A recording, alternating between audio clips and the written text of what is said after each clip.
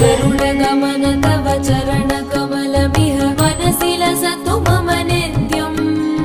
गरुडगमन तव चरणकमलमिह मनसि लसतु मम नित्यम् मनसि लसतु मम नित्यम्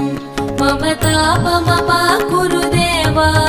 मम पापमपाकुरु देवा मम तापमपाकुरु देवा मम पापमपाकुरु देवा